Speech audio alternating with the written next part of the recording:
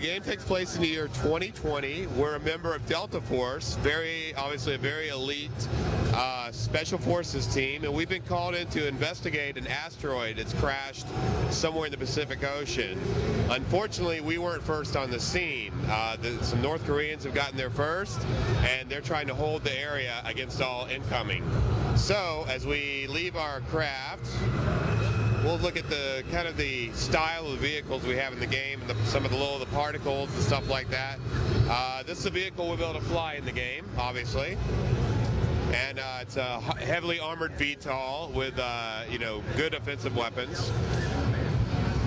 So, as Delta Force team, we have several good tools at our convenience. First, we have a nano suit that we can change. We can direct energy to different parts of the suit to give us different abilities. I can go to speed, which will make me faster.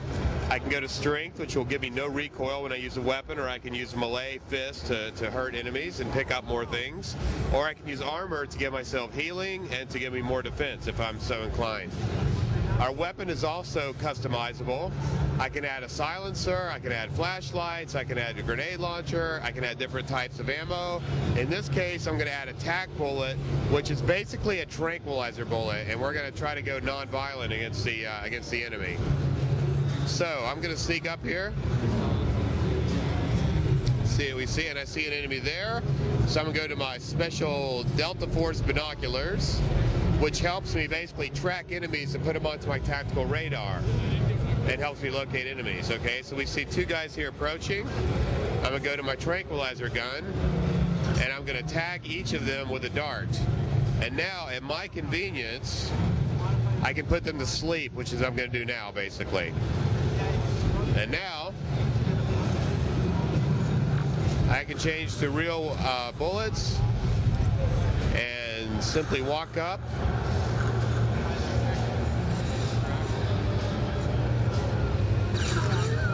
And I can take them out without basically being caught or without any risk. So, and I can pick up their weapon too if I so choose. Obviously, we have lots of good vehicle use, carrying on the traditions of Far Cry. Here's a cool Jeep. Component damage, I just rolled down a hill. Some bad driving on my part. So what I'll do is I'll pop up and I'll use the minigun against anybody that comes in. Now they're actually speaking Korean in this. They're actually speaking North Korean in this, which is it's a dialect. And yeah, we wrote the lines and we had them all translated because we want to have a real immersive feel instead of having a bunch of guys speaking weird broken English. So they'll speak broken English if they recognize us as Americans, and then they try to give us commands. But otherwise they won't. Okay, so we got a little crew here. Since I'm going to try to throw a grenade in there so I can take them out. One feature, obviously, we're proud of is everything that looks destructible is. In fact, even the trees can be destroyed. You can even chop wood if you want to for a fireplace, basically, if you're so inclined. So I'm going to pull back a little bit.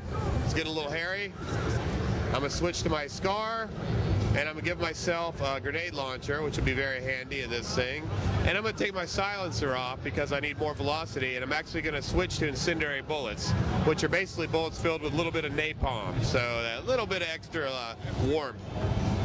Okay, so we see a guy here, and we see the grenade launcher is particularly effective against enemies that are As you can see, there's real clouds in the backdrop. This is all real geometry. Well, the players will eventually be able to walk into, so we don't use skyboxes, we don't use fake backdrops. All the bushes interact as you walk through them. They make noise the enemy can hear. So you need to be careful. That's why I'm using the road, because I'm actually more quiet on the road even though I'm out in the open. Everything is about tactical choices. And they also throw grenades, and they use the right weapons when appropriate. Now, can you change the difficulty on this? Absolutely. At the beginning of the game, you'll be able to set from a novice difficulty all the way to something we like to call realistic, which is basically the enemies do the same damage. As you can see, this guy's ducked behind a log, and that log fell down. So they dynamically use what they're given. Now, right here, you're up against a whole bunch of North Koreans. Are you alone, or do you have a team behind you? Some missions we will have a couple of squad mates with us. Basically, they'll go along and they'll help us, and they'll assist in certain types of missions because they're all specialists in certain things. So that's Crysis. Now, what about cooperative play, or not? Well, is there cooperative play mode? No, we'll have no co-op play. And what about skirmishes, battling your friends online? We're going to have a very strong multiplayer component to the game that I hope everybody will be happy with.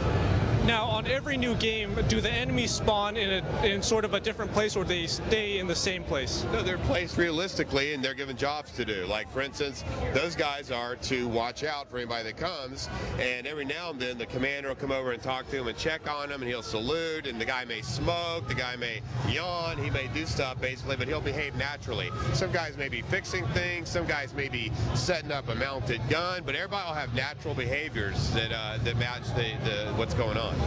Will you see enemy soldiers sleeping? We may see some guys sleeping. There may be an enemy camp or two in the game, so I won't tell anything specific, but there may be some guys sleeping, and we can put them to sleep too. So we'll definitely we can make them sleep.